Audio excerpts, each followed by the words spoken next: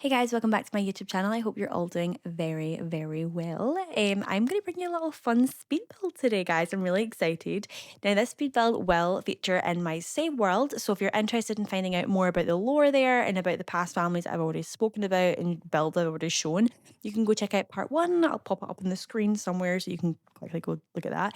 I'm also going to create a playlist. This will be technically part two in the playlist because I will be talking about my save file lore and of course the build itself. So if you're excited for that, please stick around. So this is very much a Spanish inspired build, and as you can probably hear from my accent, I'm from Scotland and I do not have any buildings that look like this around me, so I really had to rely on Pinterest in a dream to get me through this YouTube video because I had no idea what these houses kind of actually looked like and their architecture was like. I'm also not very nerdy about things like that, so I really am I really struggled, but I wanted to try something different and I had so much fun. Because Oasis Springs is one of the original base game worlds, I feel like there's so much stuff that really suits this aesthetic. Like there's like all the gates and like the fences and the wallpapers and stuff. I just feel like it's so suited and I had so much fun. And I just feel like color in general really suits these kind of builds, like bright colors and fun colors. Anyway, as I did mention, this build is a part of my save file. Now, if you've no idea what a save file is, it's basically something that I create. So I can create an entire world or an entire multitude of worlds, and you guys can play it. You can play in it, you can play with the Sims, you can use as houses. Everything will be uploaded to the gallery as well once I'm finished. Um, so this save file I've been working on for a couple weeks now. If you've not seen part one of this kind of video explaining it and you don't really care, you can skip this like lore part. But I just thought it'd be a bit more interesting to watch me build rather than just kind of show you their house, show you the Sims. I feel like it's a bit boring. So we're gonna create it together. Okay, we're gonna do it hand in hand. So this current family I'm making is the father to the families I showed in part one, just to make it really confusing. So we have Ted Levy, who's the father of Jamie Levy. So with this, it's very kind of a suburban neighborhood in Oasis Springs. So I kind of wanted to make a little bit more money. Okay, I guess obviously money, not the biggest houses ever, but it's definitely like this house is pretty much absolutely stunning in my opinion. Like not to toot my own horn, I did build it and decorate it, but like I feel like it is an actually beautiful home. So Ted Levy has to have some kind of good job. So he is a detective. Well, he's in the detective career, but in my head he's like a police officer. Maybe works for like the sheriff's department. I have no idea how America works, but in my head that's canon. So for his traits, he loves the outdoors, he's alluring, and he's hot-headed, and he's proper. So that's kind of the alluring is like his aspiration, is the soulmate aspiration. So Jamie Levy is his son, and his son currently in my little safe file, he owns the like Levy lot, which is kind of like a trailer park situation, and then he also owns the junkyard, which is a bar. So Jamie Levy is a bit of an entrepreneur in this world.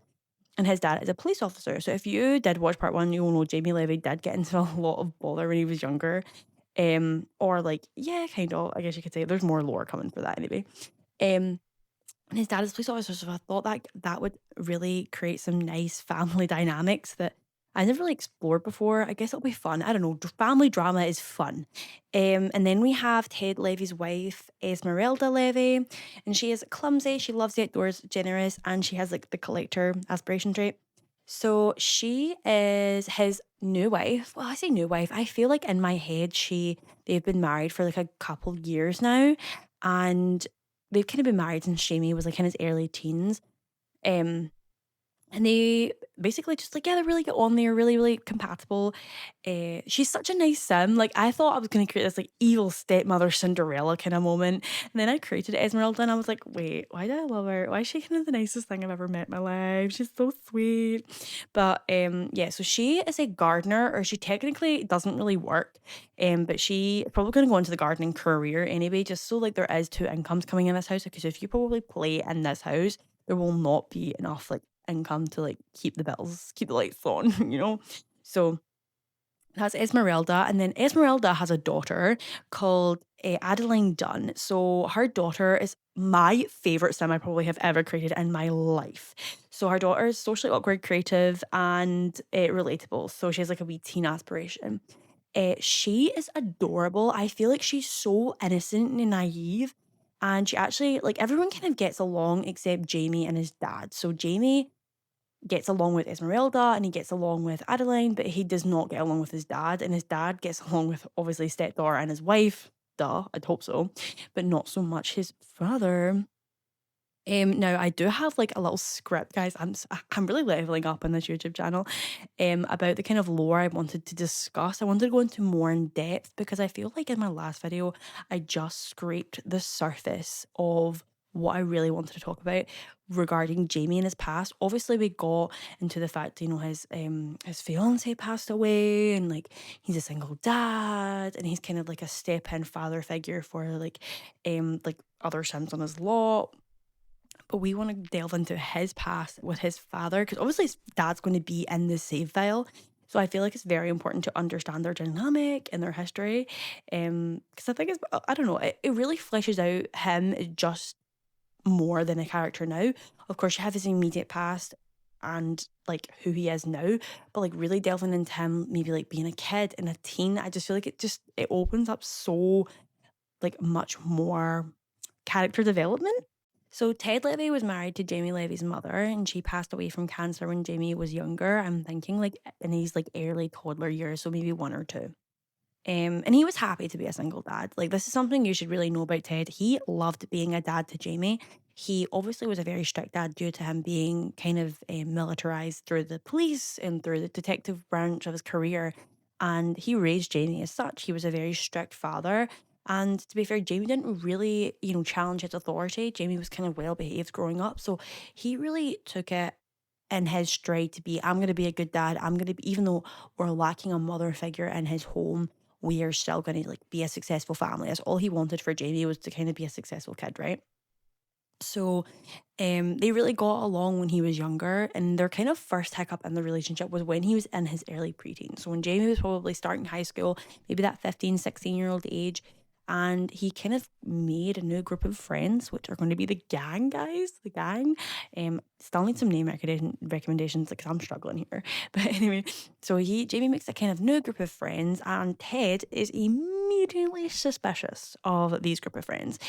Ted is obviously a police officer, as I've mentioned 1,000 times, and he knows these boys from everywhere. They are always getting into trouble. Like, think of things that are kind of like petty crime, like maybe a bit of like, I don't know, like graffiti on like walls and stuff like that. Like, kind of like just like public destruction. What is it called? Like, destruction of like like public property or private property, I guess. Like feeling things like that, right? I'm feeling things that are kind of petty crimes that aren't serious, but like Jamie's dad knows well enough that these things are probably going to get him into a little bit of bother, right? He doesn't want his son being marched in the police station when he's on a shift and he's like, well, what are you doing here, Jamie? So I feel like he was quite okay with like Jamie kind of expressing and exploring friendships, but he was uncomfortable with the fact it was with these specific boys. So he basically just knew that these boys constantly get into trouble and he does not want Jamie hanging around with him. So Ted felt like he needed a new influence on Jamie, somewhere that could come from a more compassionate place, and he had no idea where to get that. So he went to a single parent support group. Okay. Now I actually do want to make this single parent support group in the game, maybe like make a club or maybe like a hangout area.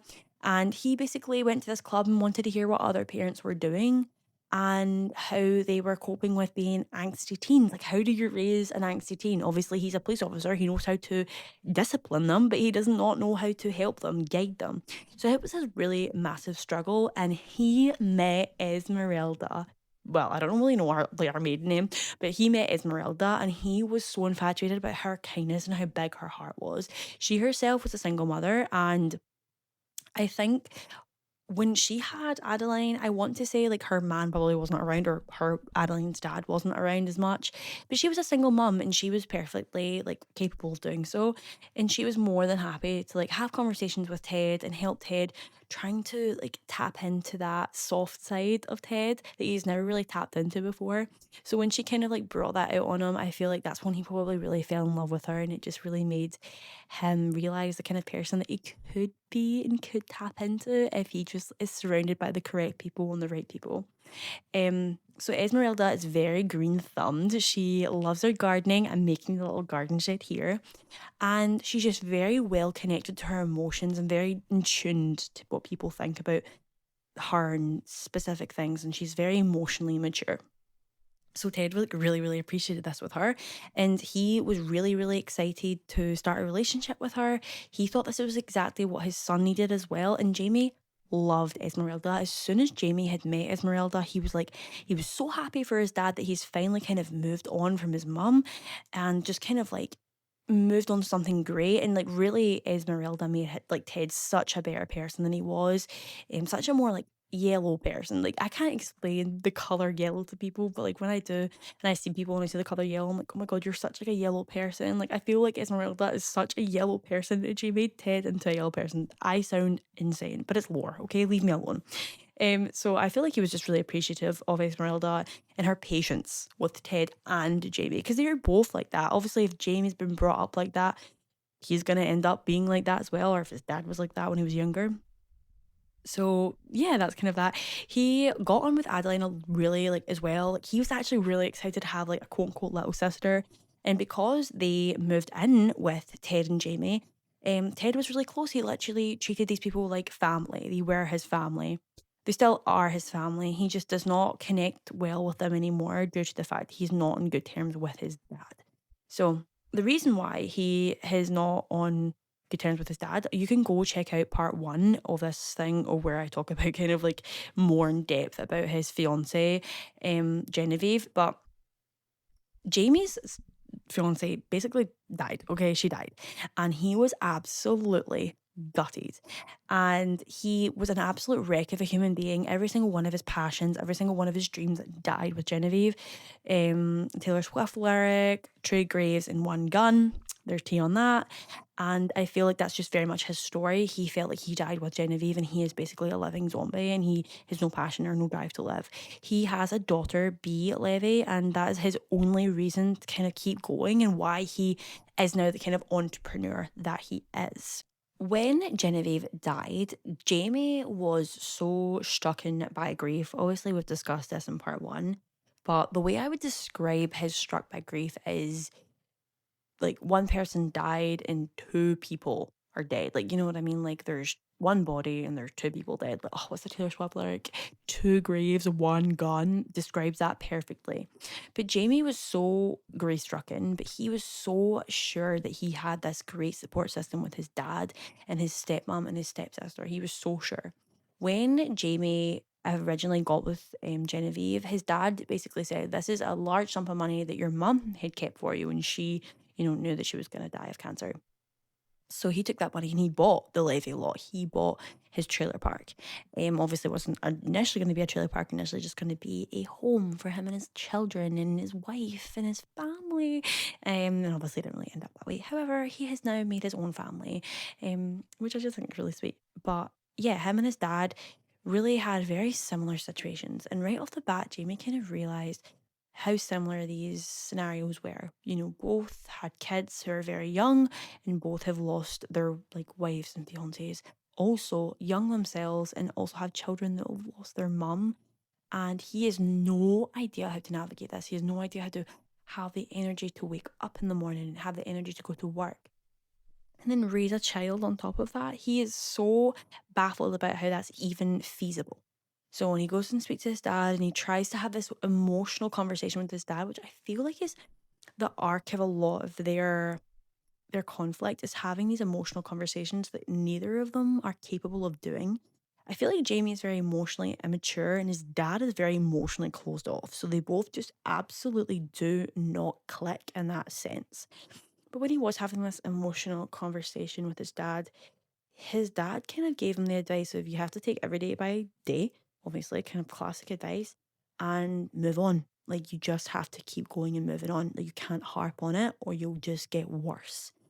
And Jamie thought about this and he thought about this for a long time.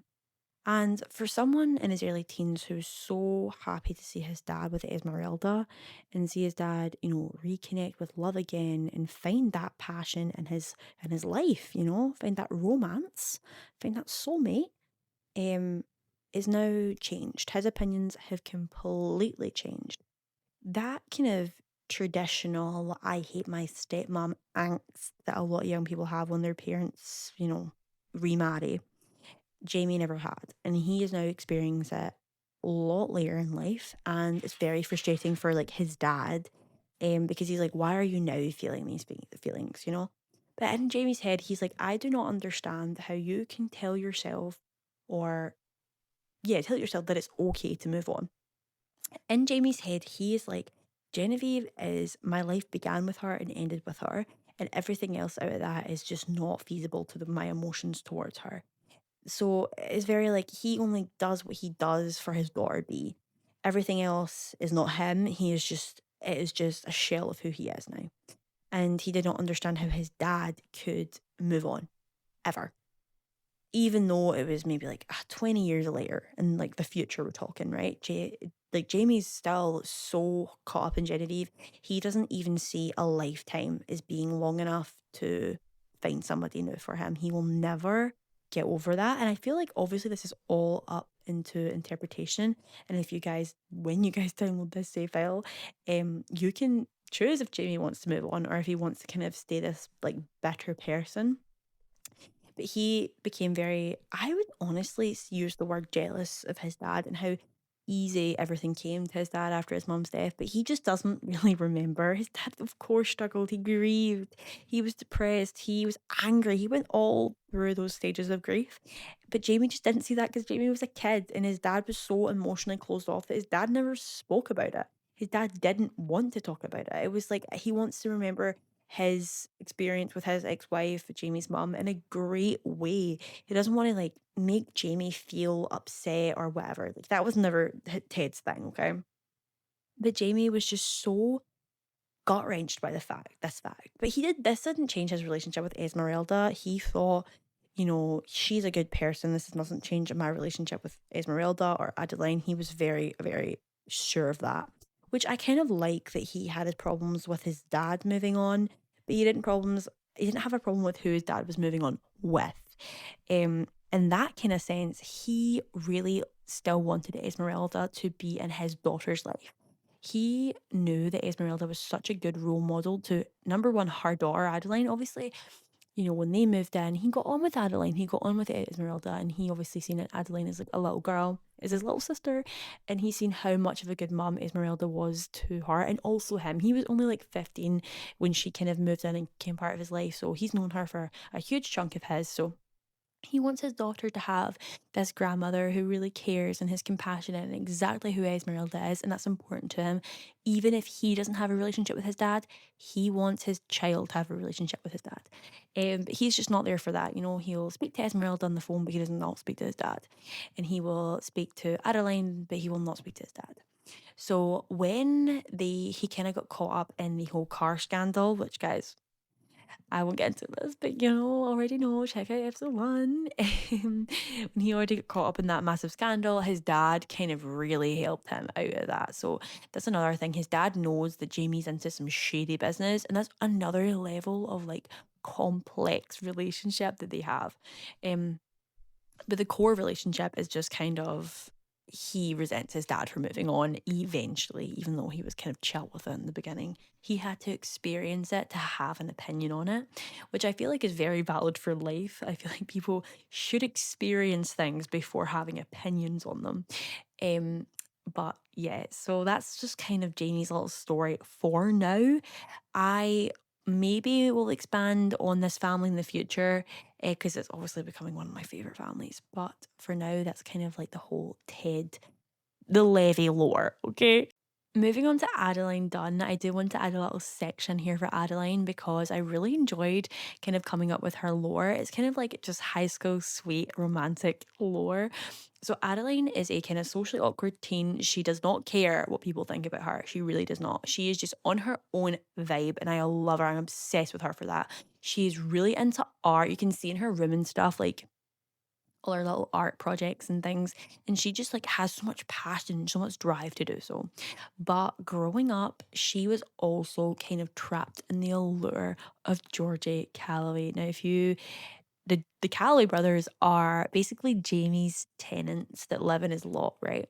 In his little like, trailer park. So the Calloway brothers live there, and she has always gotten so well with Georgie, even though Georgie is this opposite to her. He is popular, he is charismatic, he sets everyone in this trance of, oh my God, you're so funny, you're so witty, you're so cute.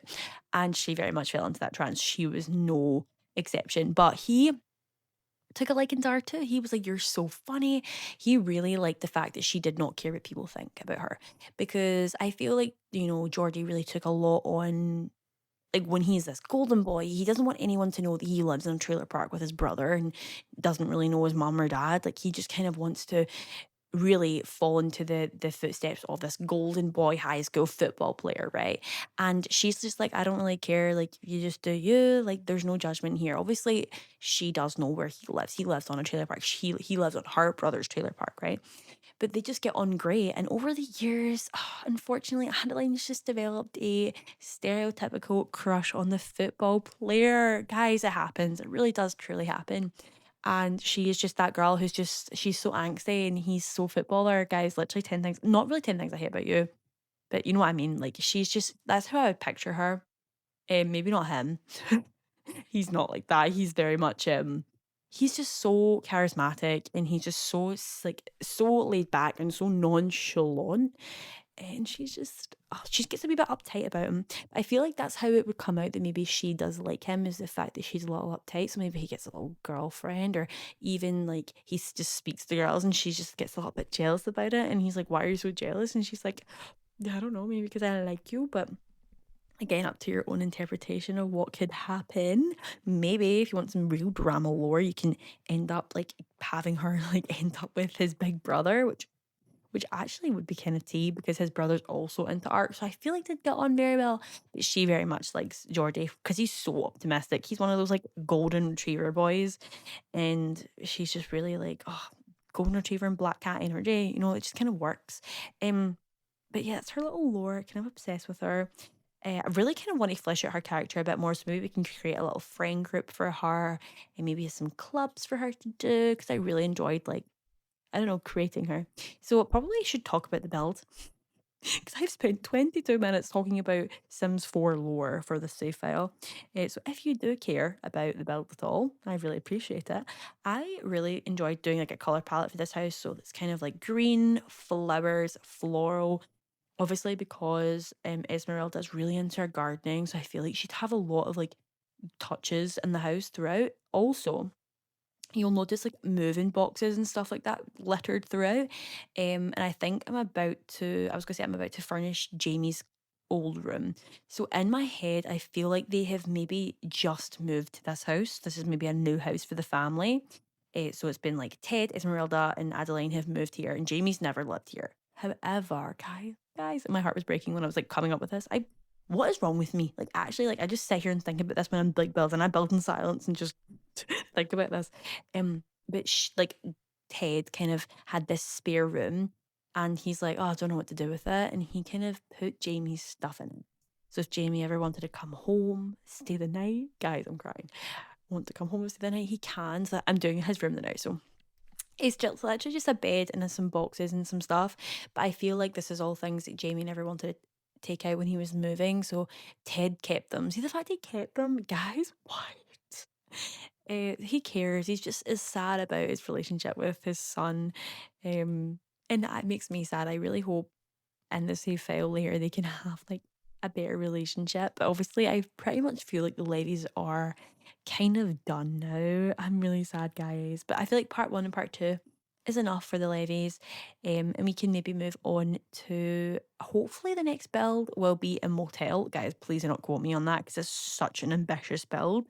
But I really want to try build something like that, or maybe something. I want to build another community law. When I was building the junkyard, like Jamie's bar, I really, really enjoyed building the bar. I was like, oh, this is so fun. I never really build community lots, so maybe I'll try to build more of them. But yeah, guys, this is the end of the video. If you've made it this far, I really appreciate it for watching. I have had so much fun creating these videos in the past couple of weeks, and I have so much more content to come on the way, so much more lore. If you enjoy these kind of videos, please let me know. If you prefer me kind of going through The Sims, talking to you about The Sims and like showing you house tours, or do you rather the speed build, kind of talking through the characters that live here?